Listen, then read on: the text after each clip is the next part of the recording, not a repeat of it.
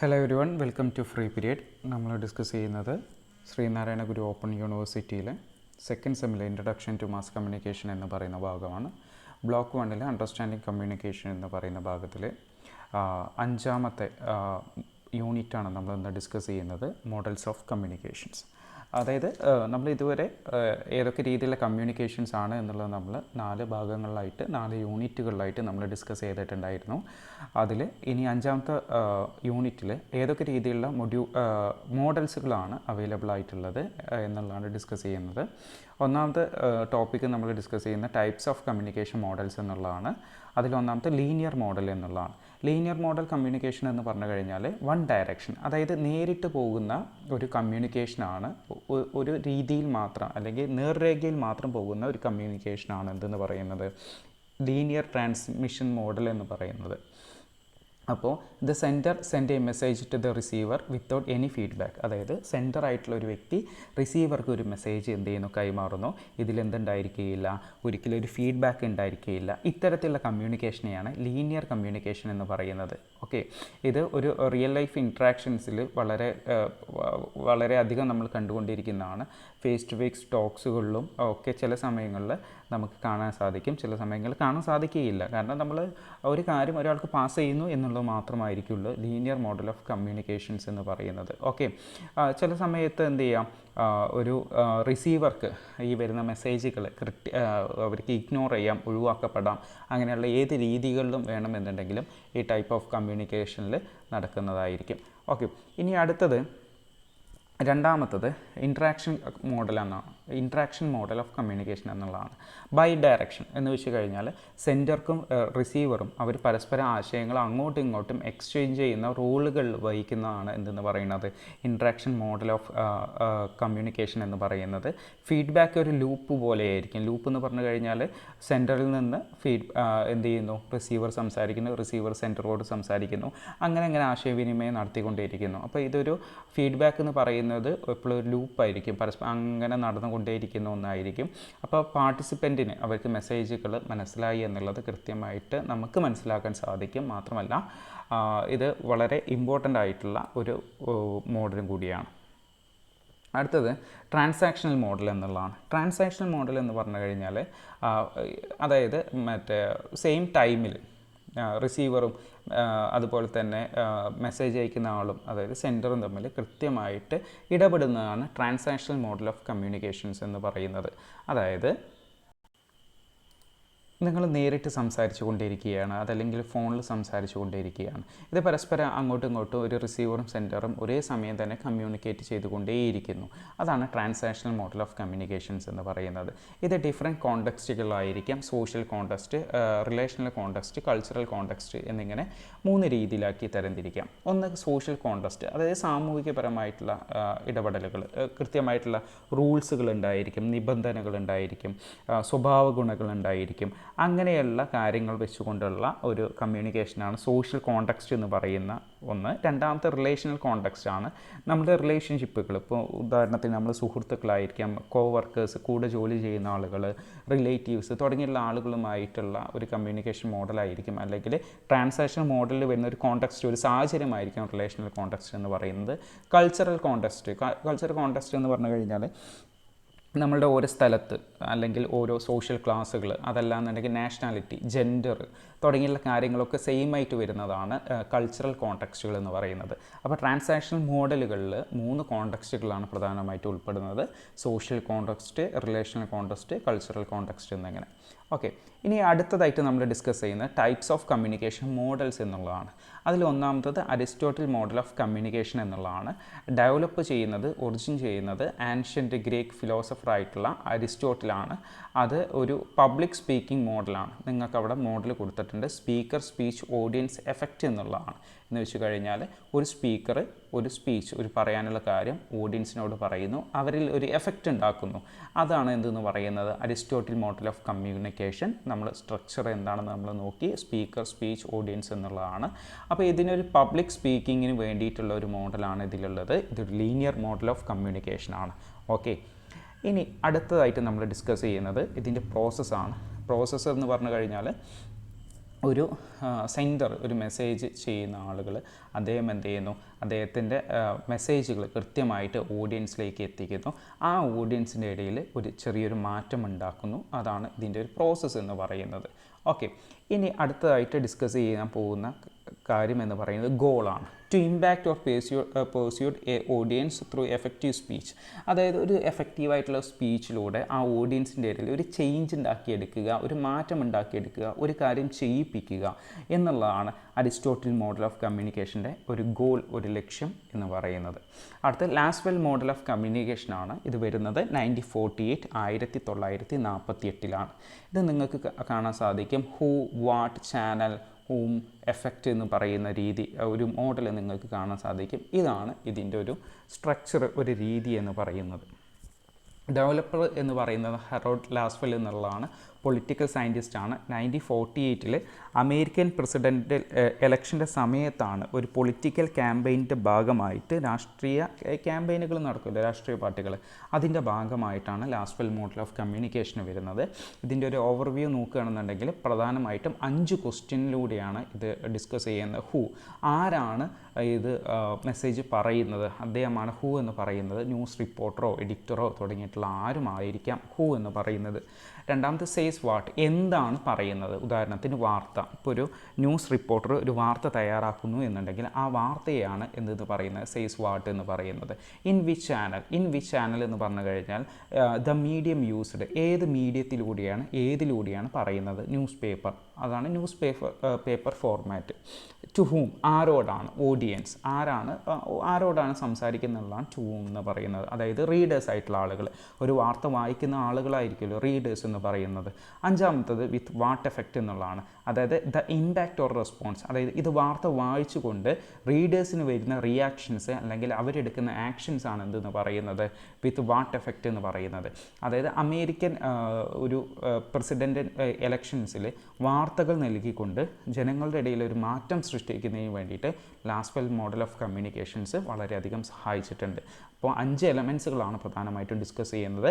Who, says what, in which channel, to whom and with what effect, എന്ത് എഫക്റ്റുകൾ ഉണ്ടാക്കി എന്നുള്ളത്. 1948 ഇത് പ്രധാനമായിട്ടും വരുന്ന ഇയർ എന്ന് പറയുന്നത്. അടുത്തത് മാത്തമാറ്റിക്കൽ മോഡൽ ഓഫ് കമ്മ്യൂണിക്കേഷൻസ് എന്നുള്ളതാണ്. അതായത് മാത്തമാറ്റിക്കൽ മോഡൽ ഓഫ് കമ്മ്യൂണിക്കേഷൻസ് എന്ന് പറയുന്നത് അമേരിക്കൻ ടെലിഫോൺ കമ്പനി, അതായത് സെക്കൻഡ് വേൾഡ് വാറിൻ്റെ സമയത്ത് അമേരിക്കൻ ടെലിഫോൺ കമ്പനി ഒരു എഫിഷ്യൻ്റ് ആയിട്ടുള്ള കമ്മ്യൂണിക്കേഷൻ ചാനൽ കൊണ്ടുവരുന്നതിന് വേണ്ടി തയ്യാറാക്കിയിട്ടുള്ള ഒരു മോഡലാണ് മാത്തമാറ്റിക്കൽ മോഡൽ ഓഫ് കമ്മ്യൂണിക്കേഷൻ എന്ന് പറയുന്നത്. 1948 ഇതിൽ നിലവിൽ വരുന്നത്. ആദ്യമായിട്ട് ഫീഡ്ബാക്ക് എന്ന് പറയുന്നതും നോയ്സുകൾ എന്ന് പറയുന്നതും ആഡ് ചെയ്തിട്ടുള്ള ഒരു മോഡൽ ഓഫ് കമ്മ്യൂണിക്കേഷനാണ് ഏതെന്ന് പറയുന്നത്, മാത്തമാറ്റിക്കൽ മോഡൽ ഓഫ് കമ്മ്യൂണിക്കേഷൻസ് എന്ന് പറയുന്നത്. ഇത് എഫക്റ്റീവായിട്ട് നടത്തുന്നതിന് വേണ്ടിയിട്ടാണ്, അല്ലെങ്കിൽ ഒരു കമ്മ്യൂണിക്കേഷൻ മോഡൽ എഫക്റ്റീവായിട്ട് ചെയ്യുന്നതിന് വേണ്ടിയിട്ടാണ് ഈ ഒരു മോഡൽ നിലവിൽ വന്നിട്ടുള്ളത്. ഇതിൽ കീ കോമ്പോണൻസിനെ കുറിച്ചിട്ടാണ് അടുത്തതായിട്ട് ഡിസ്കസ് ചെയ്യുന്നത്. ഒന്ന് ഇൻഫർമേഷൻ സോഴ്സ് എന്നുള്ളതാണ്. ഇൻഫർമേഷൻ സോഴ്സ് നമുക്ക് നേരത്തെയുള്ള ഇമേജ് നമുക്ക് നോക്കിക്കഴിഞ്ഞാൽ അതിൽ കൊടുത്തിട്ടുണ്ടായിരിക്കും ഇൻഫർമേഷൻ സോഴ്സ്, ദെൻ മെസ്സേജ് ആണ്, ട്രാൻസ്മിറ്റർ, സിഗ്നൽ, അതുപോലെ തന്നെ സിഗ്നലിന് നടുക്ക് നോയ്സുകൾ വരുന്നുണ്ട്, വീണ്ടും സിഗ്നലാണ്, റിസീവർ ഉണ്ട്, മെസ്സേജ് ഉണ്ട്, ഡെസ്റ്റിനേഷൻസ് ഉണ്ട്. ഇതൊരു ഫോൺ വിളിക്കുന്ന രീതിയിൽ, അല്ലെങ്കിൽ ടെലിഫോൺ കമ്പനിയാണ് ഇത് ഉണ്ടാക്കിയത് എന്ന് നമ്മൾ ഓൾറെഡി പറഞ്ഞിട്ടുണ്ടായിരുന്നു. അപ്പോൾ ഇതൊരു ഫോൺ വിളിക്കുന്ന അല്ലെങ്കിൽ ഫോൺ ചെയ്യുന്ന രീതിയിലുള്ളതാണ് പറയുന്നത്. ഉദാഹരണത്തിന് കീ കോമ്പോണൻസിനെ നോക്കാം. 8 കോമ്പോണൻസുകളാണുള്ളത്. ഒന്നാമത്തെ ഇൻഫർമേഷൻ സോഴ്സ്, ആരാണ് മെസ്സേജ് ക്രിയേറ്റ് ചെയ്യുന്നത് അല്ലെങ്കിൽ ഫോൺ വിളിക്കുന്നത് ആരാണോ, നമുക്ക് ആ രീതിയിൽ എക്സാമ്പിൾ പറഞ്ഞിട്ട് പോവാം. ഫോൺ വിളിക്കുന്നത് ആരാണോ ആ പേഴ്സണാണ് ഇൻഫർമേഷൻ സോഴ്സ് എന്ന് പറയുന്നത്. മെസ്സേജ്, അത് the content created and send by the source to the destination എന്നുള്ളതാണ്. അതായത് ഡെസ്റ്റിനേഷനിലേക്ക് നിങ്ങൾ ആരോടാണ് പറയുന്നത് അതാണ് ഡെസ്റ്റിനേഷൻ എന്ന് പറയുന്നത്. ആ പറയുന്ന കാര്യത്തിനെയാണ് മെസ്സേജ് എന്ന് പറയുന്നത്. നിങ്ങൾ എന്താണ് പറയാൻ ഉദ്ദേശിക്കുന്ന കാര്യം അതാണ് എന്തെന്ന് പറയുന്നത്, മെസ്സേജ് എന്ന് പറയുന്നത്. ഇപ്പോൾ ഉദാഹരണത്തിന് നിങ്ങൾ ഹലോ എന്ന് പറയുന്നു. ട്രാൻസ്മിറ്ററാണ് മൂന്നാമത്തെ. ട്രാൻസ്മിറ്റർ എന്ന് പറഞ്ഞു കഴിഞ്ഞാൽ the device that convert the message into signal for transmission. നിങ്ങൾ ഫോണിൽ പറയുന്ന കാര്യങ്ങൾ കൃത്യമായിട്ട് ഒരു സിഗ്നലാക്കി മാറ്റുന്നുണ്ട്. ആ സിഗ്നലാക്കി മാറ്റുന്നതാണ് എന്തെന്ന് പറയുന്നത്, ട്രാൻസ്മിറ്റർ എന്ന് പറയുന്നത്. നിങ്ങൾ ഫോണിലൂടെ സംസാരിക്കുന്ന സമയത്ത് ഫോണിൻ്റെ ട്രാൻസ്മിറ്റർ ഉപയോഗിച്ചുകൊണ്ട് അതൊരു സിഗ്നലാക്കി മാറ്റിയിട്ടാണ് എയറിലൂടെ അത് പാസ് ചെയ്യുന്നുണ്ട്. ഇനി അടുത്തത് സിഗ്നൽ എന്ന് പറയുന്നതാണ്. സിഗ്നൽ എന്ന് പറയുന്നത് കമ്മ്യൂണിക്കേഷൻ ചാനൽ, അത് ഫ്ലോ ചെയ്യുന്ന രീതിയാണ് സിഗ്നൽ എന്ന് പറയുന്നത്. അതായത് നിങ്ങൾ ഹലോ എന്ന് പറയുന്നത് എന്ത് ചെയ്യുന്നു, ട്രാൻസ്മിറ്റർ വഴി സിഗ്നലാക്കുന്നു. ആ സിഗ്നൽ എന്ത് ചെയ്യുന്നു, അപ്പുറത്തുള്ള ആളിലേക്കുള്ള ഫോണിലേക്ക് പാസ് ചെയ്തുകൊണ്ടിരിക്കുന്നു. ചാനൽ ഓർ കാരിയർ എന്നുള്ളതാണ്. ചാനൽ ഓർ കാരിയർ എന്ന് പറഞ്ഞു കഴിഞ്ഞാൽ the medium through which the signal travel from source to destination. സോഴ്സിൽ നിന്നും ഡെസ്റ്റിനേഷനിലേക്ക് സിഗ്നലുകൾ ഏത് വഴിയാണ് പോകുന്നത് അതിനെയാണ് ചാനൽ എന്ന് പറയുന്നത്. മൊബൈൽ ഫോൺ എന്ന് പറയുന്നത് നമുക്ക് ഉദ്ദേശിക്കാം.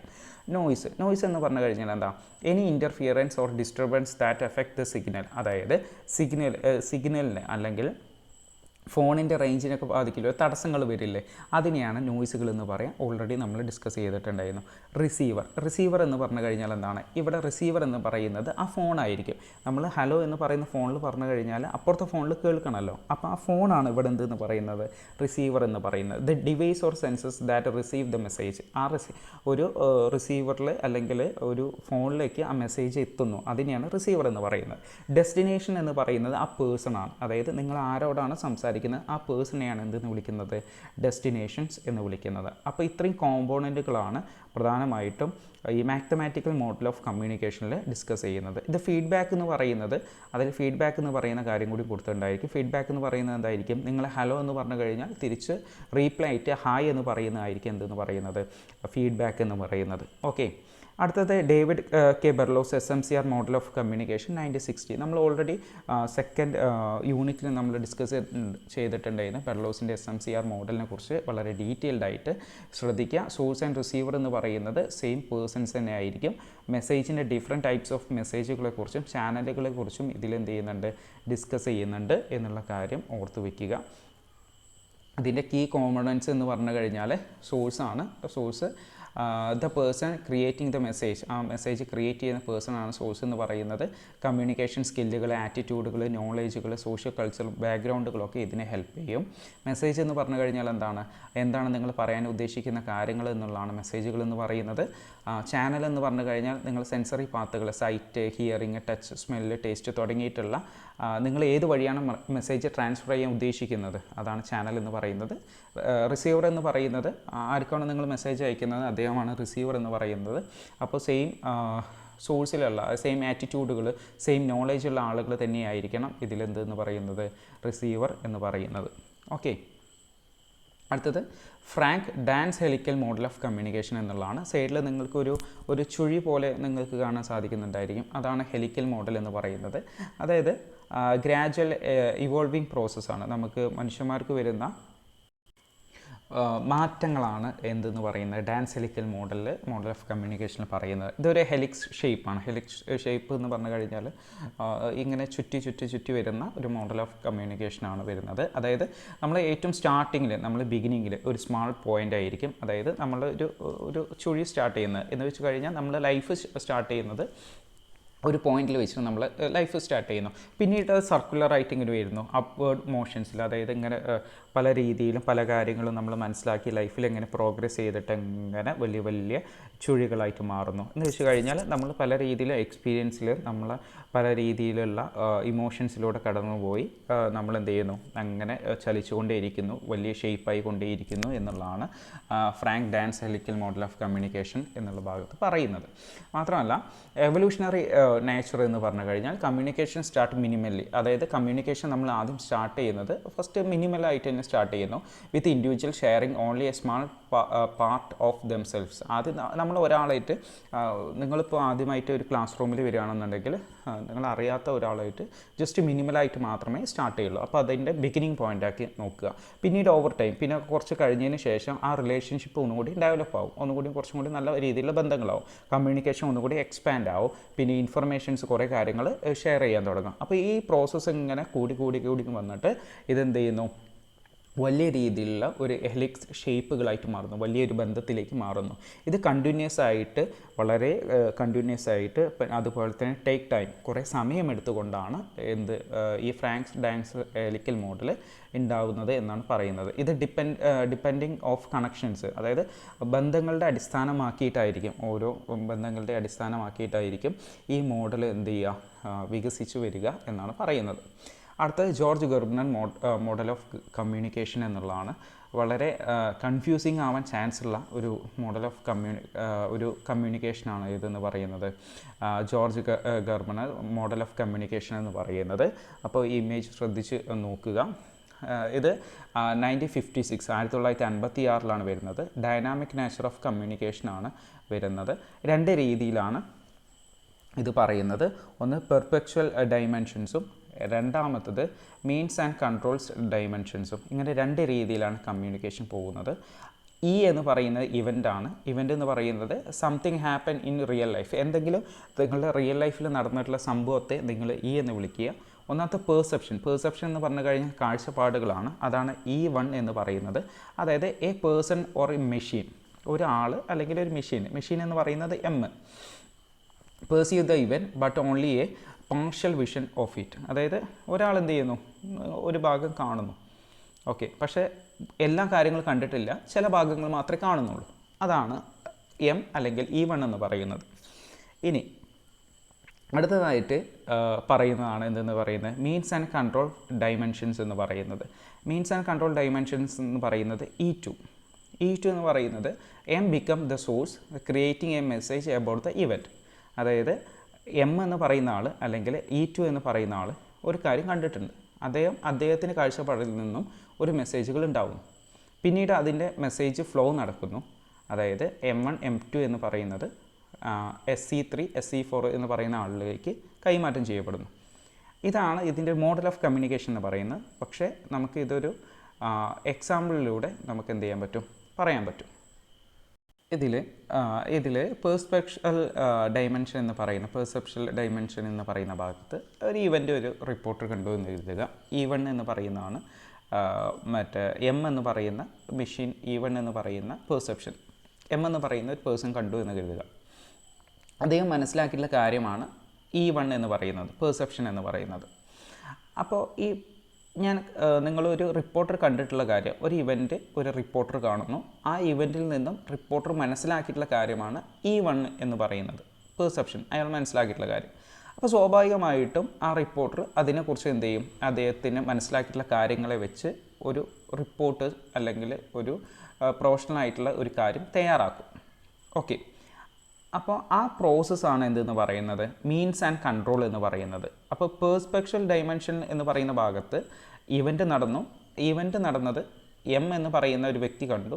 ആ എന്ന് പറയുന്ന വ്യക്തി മനസ്സിലാക്കിയുള്ള കാര്യമാണ് E1 എന്ന് പറയുന്നത്. ഓക്കെ, അതിൽ നിന്നും പിന്നീട് എന്ത് സംഭവിക്കുന്നു, E2യിലേക്ക് സഞ്ചരിക്കുന്നു. E2 എന്ന് പറഞ്ഞു കഴിഞ്ഞാൽ എക്സ്പ്രഷൻസ് ആണ്, അതായത് മനസ്സിലാക്കിയിട്ടുള്ള കാര്യങ്ങളാണ്. ആ മനസ്സിലാക്കിയിട്ടുള്ള കാര്യങ്ങൾ വെച്ചുകൊണ്ട് പിന്നീട് എന്ത് ചെയ്യുന്നു, ഒരു ന്യൂസ് റിപ്പോർട്ടിംഗ് നടക്കുന്ന സമയത്ത് ഒരു റിപ്പോർട്ടർ ആ ഇവൻ്റ് എന്ത് ചെയ്യുന്നു, ഫിൽട്ടർ ചെയ്തുകൊണ്ട് അദ്ദേഹത്തിൻ്റെ കാഴ്ചപ്പാടിൽ നിന്ന് TRP റേറ്റിംഗ് മറ്റ് കാര്യങ്ങളൊക്കെ കൂട്ടുന്നതിന് വേണ്ടിയിട്ട് അദ്ദേഹം എന്ത് ചെയ്യുന്നു, റിപ്പോർട്ട് കുറച്ചും കൂടി വിപുലീകരിച്ച് അദ്ദേഹത്തിൻ്റെ കാഴ്ചപ്പാടിൽ നിന്നും എഴുതുന്നു. അതാണ് മീൻസ് ആൻഡ് കൺട്രോൾ എന്ന് പറയുന്നത്. ഓക്കെ, കുറച്ച് ട്രിക്കി ആയിട്ടുള്ള കാര്യമാണ്. ജസ്റ്റ് ഒന്നുകൂടി നോക്കിക്കഴിഞ്ഞാൽ വളരെ സിമ്പിളായിട്ട് മനസ്സിലാവും. ഓക്കെ, അടുത്തതായിട്ട് നമ്മൾ ഡിസ്കസ് ചെയ്യുന്ന ഈ കാര്യങ്ങൾ നമ്മൾ ഡിസ്കസ് ചെയ്തിട്ടുണ്ട്. ഓക്കെ, അടുത്തതായിട്ട് നമ്മൾ ഡിസ്കസ് ചെയ്യുന്നത് Wellesley and MacLeanian model of communication എന്നുള്ളതാണ്. 1957 വന്നിട്ടുള്ളത്. ഓക്കെ, അപ്പോൾ വെല്ലസ്ലി ആൻഡ് മാക്ലീനിയൻ തുടങ്ങിയിട്ടുള്ള ആളുകളാണ് ഒരു ജേർണലിസം കമ്മ്യൂണിക്കേഷൻ സ്റ്റഡീസിന് വേണ്ടിയിട്ട് തയ്യാറാക്കിയിട്ടുള്ള ഒരു മോഡലാണ് ഈ ഒരു മോഡൽ എന്ന് പറയുന്നത്. മാത്രമല്ല ഇൻ്റർപേഴ്സണൽ കമ്മ്യൂണിക്കേഷനെയും മാസ് കമ്മ്യൂണിക്കേഷനെയും റെപ്രസെൻ്റ് ചെയ്യുന്ന ഒരു മോഡലും കൂടിയാണത്. അതായത് ഫീഡ്ബാക്ക് വളരെ ഡയറക്റ്റായിട്ട് ക്വിക്കായിട്ട് നൽകുന്നത് കൊണ്ട് ഇൻ്റർപേഴ്സണൽ കമ്മ്യൂണിക്കേഷൻ കൂടിയാണ്. മാസ് കമ്മ്യൂണിക്കേഷൻ എന്ന് പറയുന്ന ഫീഡ്ബാക്ക് ഇൻഡയറക്റ്റായിട്ടും സ്ലോവറായിട്ടും ചിലപ്പോൾ നടക്കാറുണ്ട്. അതുകൊണ്ട് ഇത് മാസ് കമ്മ്യൂണിക്കേഷനിൽ ഉൾപ്പെടാറുണ്ട്. ഇതെങ്ങനെയാണെന്ന് ചോദിച്ചു കഴിഞ്ഞാൽ ഇത് നമുക്കൊരു ന്യൂസിൻ്റെ ഭാഗമായിട്ട് നമുക്ക് എടുക്കാം. X1, X2, X3, X4, Xn അങ്ങനെ നിരവധി എക്സുകൾ എന്ന് പറയുന്നത് ന്യൂസുകളാണ്. Different sources of information or news items എന്നുള്ളതാണ്. എന്ന് വെച്ച് കഴിഞ്ഞാൽ പല വാർത്തകളും പല രീതിയിലും നമുക്ക് ലഭിക്കും. ആ പല രീതിയിലുള്ള വാർത്തകളെയാണ് X1, X2 എന്ന് പറയുന്ന രീതിയിൽ മാറ്റിയിട്ടുള്ളത്. എന്ന് പറയുന്നത് ക്ലയൻ്റാണ്. ക്ലയൻറ്റ് എന്ന് പറയുന്ന ഉദാഹരണത്തിന് ഒരു PR ഏജൻസി അല്ലെങ്കിൽ ന്യൂസുകൾ കളക്ട് ചെയ്യുന്ന ഒരു ഏജൻസിയാണ് എന്ന് കരുതുക. രണ്ടാമത്തെ ബി എന്ന് പറയുന്നത് അവിടെ ഏറ്റവും ലാസ്റ്റ് ആയിട്ട് ബി എന്ന് കൊടുത്തിട്ടുള്ളത് റീഡർ അല്ലെങ്കിൽ ഓഡിയൻസിനുള്ളതാണ്, പത്രം വായിക്കുന്ന ആളുകളാണ്.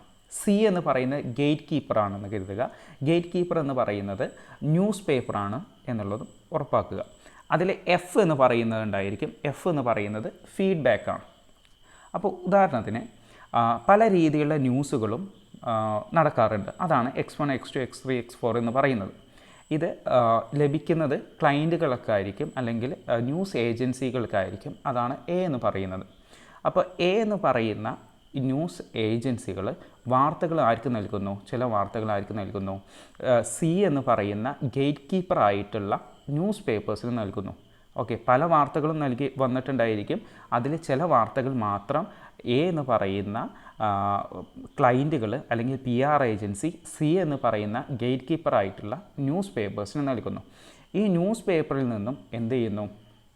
വാർത്തകൾ ആർക്ക് പോകുന്നുണ്ട്? റീഡേഴ്സ് ആയിട്ടുള്ള ബി എന്ന് പറയുന്ന ഓഡിയൻസിന് പോകുന്നുണ്ട്. ഓക്കെ, അപ്പോൾ സ്വാഭാവികമായിട്ടും ചില സ്പേസ് ലിമിറ്റേഷൻസ് വരുമ്പോൾ എല്ലാ വാർത്തകളും ഉൾക്കൊള്ളിക്കാൻ സ്വാഭാവികമായിട്ടും സാധിക്കുകയില്ല. എവിടെ? ഒരു പത്രത്തിൽ. അപ്പോൾ ചില വാർത്തകൾ എന്ത് ചെയ്യുന്നുണ്ട്? ഗേറ്റ് കീപ്പിങ്ങിൻ്റെ സമയത്ത് ന്യൂസ് പേപ്പേഴ്സ് എന്ത് ചെയ്യുന്നുണ്ട്? ഒഴിവാക്കുന്നുണ്ട്. ഓക്കെ, അപ്പോൾ ആ ഒഴിവാക്കിയുള്ള വാർത്തകളാണ് ബി എന്ന് പറയുന്ന ആളുകൾ വായിക്കാറുള്ളത്, നമ്മൾ വായിക്കുന്നത്. ഇനി തിരിച്ച് അങ്ങോട്ട് കിടക്കുന്നത് എങ്ങനെയാണെന്ന് ചോദിച്ചു കഴിഞ്ഞാൽ, ചില സമയത്ത് ബി എന്ന് പറയുന്ന ഓഡിയൻസിൻ്റെ കയ്യിൽ നിന്ന് അത് PR ഏജൻസിക്ക് അതിൻ്റെ ഫീഡ്ബാക്കുകൾ പോവാറുണ്ട്. ചില സമയത്ത് ഗേറ്റ് കീപ്പറായിട്ടുള്ള ന്യൂസ് പേപ്പേഴ്സിൻ്റെ അടുത്ത് നിന്നും ഫീഡ്ബാക്കുകൾ ആർക്ക് പോവാറുണ്ട്? ന്യൂസ് ഏജൻസിക്ക് പോവാറുണ്ട്. ചില സമയത്ത് ന്യൂസ് പേപ്പറിൻ്റെ കയ്യിൽ നിന്നും ഫീഡ്ബാക്കുകൾ ആർക്ക് പോവാറുണ്ട്? ന്യൂസ് ഏജൻസികൾക്ക് പോവാറുണ്ട്. അല്ലെങ്കിൽ ഡയറക്റ്റായിട്ട് ന്യൂസ് ആർക്കും പോവാറുണ്ട്? ന്യൂസ് പേപ്പേഴ്സിന് പോവാറുണ്ട്. ഈ ഒരു രീതിയാണ് മാക്ലീനിയൻ മോഡൽ ഓഫ് കമ്മ്യൂണിക്കേഷൻസ് എന്ന് പറയുന്നത്. നിങ്ങളതിൽ ഡ്രാഗ് ചെയ്യുന്ന കാര്യം നിങ്ങൾ ശ്രദ്ധിച്ച് നോക്കിക്കഴിഞ്ഞാൽ മനസ്സിലാവും. X1, X2, X3 എന്ന് പറയുന്നത് X4 എന്ന് പറയുന്നത് എ എന്ന് പറയുന്നതിലേക്ക് പോകുന്നുണ്ട്. അതായത് വാർത്തകൾ ന്യൂസ് ഏജൻസിയിലേക്ക് പോകുന്നു. പക്ഷേ X3, X4 എന്ന് പറയുന്ന ഡയറക്റ്റായിട്ട് സി എന്ന് പറയുന്ന ഗേറ്റ് കീപ്പറായിട്ടുള്ള ന്യൂസ് പേപ്പറിലോട്ട് പോകുന്നു. അപ്പോൾ ചില വാർത്തകൾ എന്ത് ചെയ്യുന്നുണ്ട്?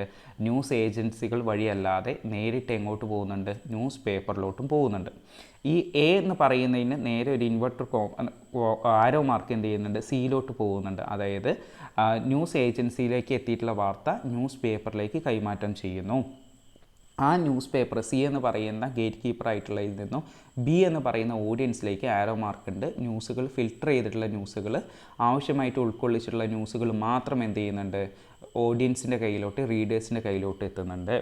ബി എന്ന് പറയുന്നതിനുള്ള ആരോ മാർക്കുകൾ പോകുന്നത് എയിലോട്ടും സിയിലോട്ടാണ്. അപ്പോൾ ബി എന്ന് പറയുന്ന ഓഡിയൻസിൻ്റെ ഫീഡ്ബാക്കുകൾ ന്യൂസ് ഏജൻസി അല്ലെങ്കിൽ PR ഏജൻസിക്ക് ലഭിക്കുന്നു, അല്ലെങ്കിൽ ന്യൂസ് പേപ്പറിന് ലഭിക്കുന്നു എന്ന് കാണാം. അപ്പോൾ ഈ ഒരു മോഡലാണ് എന്തെന്ന് പറയുന്നത്? Wellesley and MacLeanian model of communication എന്ന് പറയുന്നത്. ഈ എലമെൻറ്റ്സ് ഓഫ് മോഡലാണ് നമ്മളിപ്പോൾ ഡിസ്കസ് ചെയ്തിട്ടുള്ളത്. അപ്പോൾ ഫീഡ്ബാക്കുകൾ ഒരു ലൂപ്പായിട്ട് അങ്ങനെ നടന്നുകൊണ്ടേയിരിക്കും. ഇനി അടുത്തത് ഇന്ത്യൻ മോഡൽ ഓഫ് കമ്മ്യൂണിക്കേഷനാണ്. ഭാരതീയ മോഡൽ ഓഫ് കമ്മ്യൂണിക്കേഷൻ ഡെവലപ്പ് ചെയ്യുന്നത് ഡോക്ടർ N. ഭാസ്കർ റാവു ആണ്. ട്രഡീഷണൽ ഇന്ത്യൻ വാല്യൂസിനെ കുറിച്ചും മ്യൂച്വൽ റെസ്പെക്റ്റ്, ഹ്യൂമിലിറ്റി, അതുപോലെ തന്നെ റിലേഷൻഷിപ്പ് തുടങ്ങിയിട്ടുള്ള കാര്യങ്ങളെക്കുറിച്ചിട്ടാണ് കൂടുതലായിട്ടും മനുഷ്യ സഹജമായിട്ടുള്ള മനുഷ്യത്വം തുടങ്ങിയിട്ടുള്ള പരസ്പര ബഹുമാനം തുടങ്ങിയുള്ള കാര്യങ്ങളെക്കുറിച്ചിട്ടുള്ള ഒരു കമ്മ്യൂണിക്കേഷൻ മോഡലാണത്. നോൺ വെർബൽ കമ്മ്യൂണിക്കേഷൻ, ഫേഷ്യൽ എക്സ്പ്രഷൻസിൻ്റെ ഗസ്റ്റേഴ്സ് തുടങ്ങിയുള്ള കാര്യങ്ങളെക്കുറിച്ചും ഈ ഭാരതീയ മോഡൽ ഓഫ് കമ്മ്യൂണിക്കേഷനിൽ ഡിസ്കസ് ചെയ്യുന്നുണ്ട്. Then cultural and cognitive model of communication doctor KS Jacob കൊണ്ടുവന്നിട്ടുള്ള ഒരു മോഡലാണത്. ഇന്ത്യാസിൻ്റെ കൾച്ചേഴ്സ് ആൻഡ് ലിംഗ്വിസ്റ്റിക് ഡൈവേഴ്സിറ്റി, അതായത് നമ്മുടെ സംസ്കാരം, നമ്മുടെ ഭാഷ തുടങ്ങിയുള്ള കാര്യങ്ങളെക്കുറിച്ചുള്ള വൈവിധ്യങ്ങളെക്കുറിച്ചുള്ള ഒരു കമ്മ്യൂണിക്കേഷൻ മോഡലാണത്. കൾച്ചറൽ ലിംഗ്വിസ്റ്റിക് ബാക്ക്ഗ്രൗണ്ടുകൾ വെച്ചുകൊണ്ട് നമുക്ക് എഫക്റ്റീവ് അണ്ടർസ്റ്റാൻഡിങ് എങ്ങനെ നടത്താം എന്നതിനെ കുറിച്ചിട്ടുള്ള ഒരു communication മോഡലാണത്.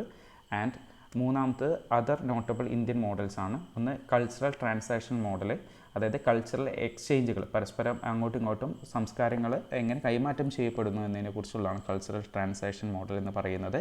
Gandhian model of communication, അതായത് ഗാന്ധിയൻ പ്രിൻസിപ്പിൾസ് കാര്യങ്ങളൊക്കെ അടങ്ങിയിട്ടുള്ള ഒരു മഹാത്മാഗാന്ധിയിൽ നിന്നും ഇൻസ്പയർഡ് ആയിട്ടുള്ള ഒരു കമ്മ്യൂണിക്കേഷൻ മോഡലാണ്.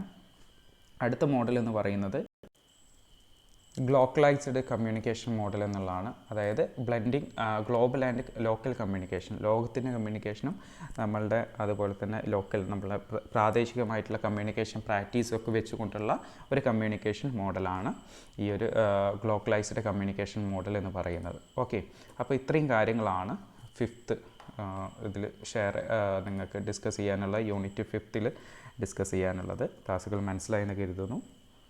Thank you.